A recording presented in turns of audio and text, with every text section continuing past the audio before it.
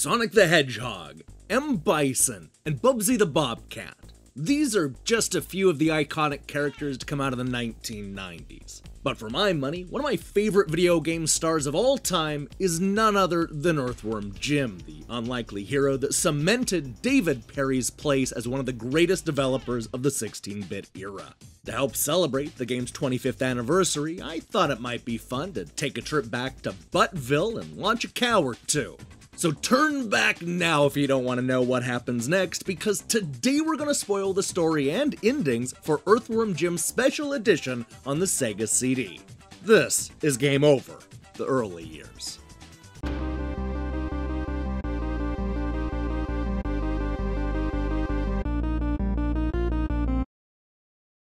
For this episode, I want to take you back to the 1990s when David Perry was at the height of his creative power. He had made a name for himself by giving us incredible looking games with some of the best animation you'll find on any 16-bit platform.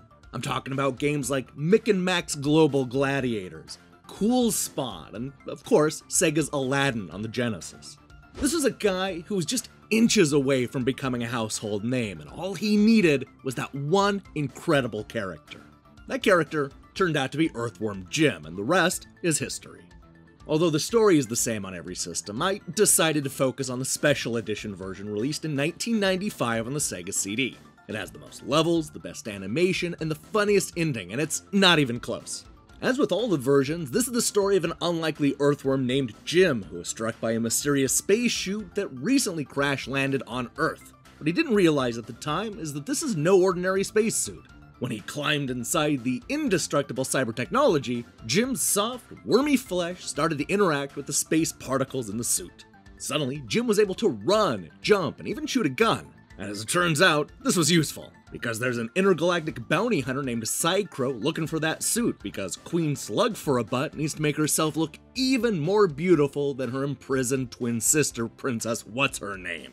Long story short, this is an action-packed story of Jim racing around the world and galaxy in order to escape Sidecrow, defeat the evil queen, and save the beautiful princess. His adventure starts in New Junk City, which more than lives up to the name. There are rabid dogs everywhere and used tires strewn about with reckless abandon. There's also a cow you can launch in the air for some sadistic fun. We eventually go up against a guy who pukes fish, which is every bit as disgusting as it sounds. The fish dude leads us straight to hell. Okay, maybe not literally, but it's pretty damn close. Welcome to Planet Heck, a weird and windy stage where we race through the maze and fight deadly snowmen, all while Evil the Cat looks on in the distance. Jim eventually has to battle that evil cat without the help of his suit, but don't worry, he's got this. He gets back in that suit, and all he has to do is shoot Evil the Cat a few times, and he'll quickly use up all 9 of his lives. And then it's off to the next stage for even more action. We land in Big Broody, one of the new levels in the Sega CD version. The stage is probably best known as the part of the game where you have to escape the ugly and aggressive animal creature named Broody. The next stage is Down the Tubes, which is where Jim is introduced to a friendly hamster who's ready and willing to help the cause. The goal of this level is to make your way through the underwater world and then knock Bob, the killer goldfish, out of his bowl and onto the ground. Simple. For some reason, the next stage sends Jim speeding towards the ground with a bungee cord. This is a surprisingly tense one-on-one fight against Major Mucus, a phlegm-based alien who views Jim as not a problem. This is how we get to level 5, which, among other things, has this fun little bit where we're expected to navigate the platforming maze in almost complete darkness. This leads to Professor Monkey for a Head, which is pretty much what his unfortunate name implies. We're able to quickly ruin the professor's day, but don't forget about his greatest invention, a robot chicken. Who knew there'd be so many colorful characters standing in the way of saving the princess? Speaking of which, the next colorful character we meet up with is an adorable little dog named Peter Puppy. He skips about without a care in the world, definitively proving that not every character in this world has it out for our hero, right? Well, don't look now, because that cute little puppy will occasionally grow big and angry, tearing our poor little earthworm into pieces. The problem is that we still need to keep Doggy Jekyll and Hyde from falling off the level, so you better get used to the little guy hulking out. Now, while walking a dog may sound inconsequential to this adventure, Peter Puppy ends up leading us straight to Psychro. We chase down the bounty hunter and challenge him to a one-on-one fight. We win, obviously. This means that we finally have the location of Queen Slug for a butt, who is hiding out in an incredibly spiky and gross underground cavern system known as Buttville. The evil queen's plan is to kill Jim, take his suit, and then conquer the universe. But come on, after walking the world's most aggressive dog, bungee jumping with a snot monster, and killing a crow, Jim is more than equipped to take on one of my least favorite 16-bit boss fights ever. Here's what happens next.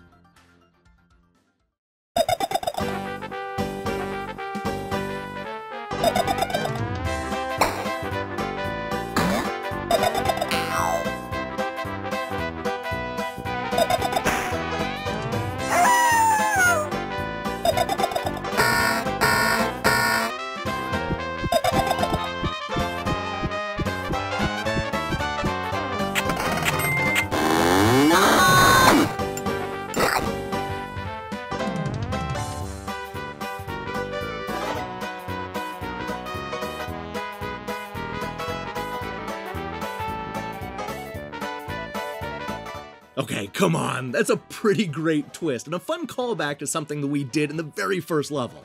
I also love how it subverts your expectations, especially if you're coming to this after playing all those Mario games. Now, it's worth noting that this Sega CD ending is a bit different than the Genesis and Super NES versions. Here's the original ending for comparison. It still employs the same joke, but there's not as much to the animation. When David Perry and his crew brought the game to the Sega CD, they really made the ending look a lot more like the Tex Avery creations that inspired this entire side-scrolling masterpiece. But for as much as I like the redrawn ending, there's another reason I decided to highlight Earthworm Jim. For my money, this game has the greatest bad ending of all time. It's an ending you didn't get in any of the cartridge versions, and it's a doozy. This is a bit long, so I'm just gonna say goodbye here and then play it in all its glory. You ready, folks? This is epic. For one final time in this episode, here's what happens next. What a worm. Playing on practice, eh? Well, you'd better step up the difficulty setting if you want to see the real ending. In the meantime, though, what are worms? Adult animals that have soft, elongated, often tube-like bodies and that lack backbones are commonly called Dave Perry. Worms are so different from one another that zoologists do not classify them together in a single group. They place them in different tribes, like the tribe of this worm and the tribe of that worm. In everyday language, the name worm may be loosely applied to other animals, like dogs, cats, ferrets, and blind cave salamanders. Lincoln food chain, some blah, blah, blah. This is going so fast. What do they look like? All worms look just like elephants, with 2 ears and a long tail. Most of them have complex hair patterns across their back. The suit must smell pretty bad inside. Then proboscis worms also lack a colon, but they are more advanced than flatworms. Segmented worms are the most advanced because they have a true coelom and well-developed digestive, respiratory, circulatory, nervous system, brain, and teleportation module. Some worms reproduce sexually. Hermaphroditism, the condition in which a single individual possesses both male and female reproductive parts, in common in many groups of worms and rock stars. Segmented worms, which make up the phylum Annelids, have elongated bodies that are round or flattened and divided into segments by transverse rings. Most are non-parasitic and are brightly colored. Some are free-swimming and some are active burrowers. Blah, blah, blah. The class Oligochetechnodoodle has that project from the bottom of their bodies. The members of the class are primarily burrowing scavengers. The segmented worms consist of about 9,000 species of free-living and parasitic forms that show certain evolutionary advancements over other... Oh, sure, evolutionary. Now we're all just pro-evolution. Shiny makes no claims to being evolutionary nor creationary, whichever one might get us in any kind of trouble.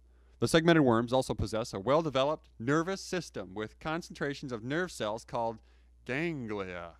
And if you meet a really tall, skinny dude who looks really scary, you can call him a ganglia.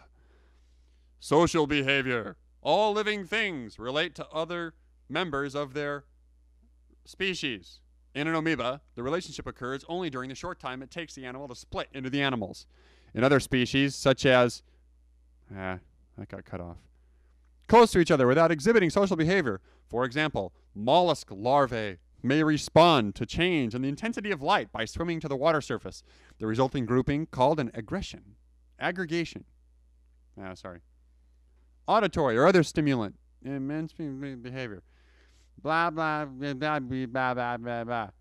Ba, ba. Ba, ba, ba, ba, ba, ba. Ba, ba. Ba, ba, ba. Ba, ba, ba, ba.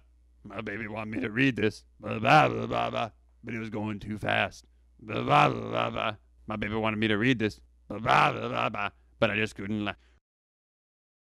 Earthworm Jim, copyright 1994, Shiny Entertainment Incorporated, all rights reserved. Use this name and you will be sued profusely. Programmer, Andy Astor. Additional programming, Dave Perry, Nicholas Jones.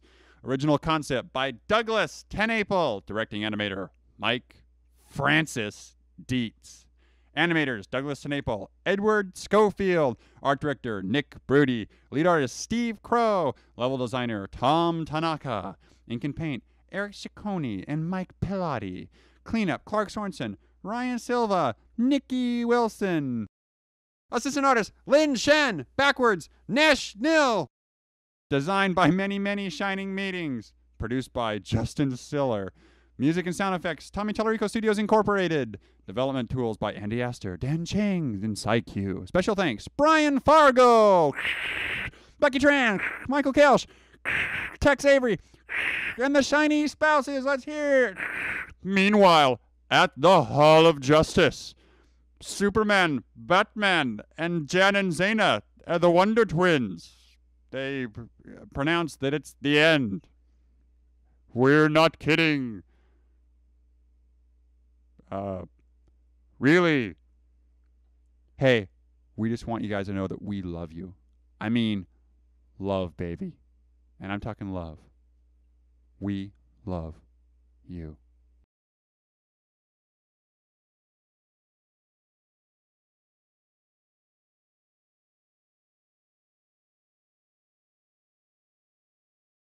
Hey, thanks for watching this episode of Game Over, the early years.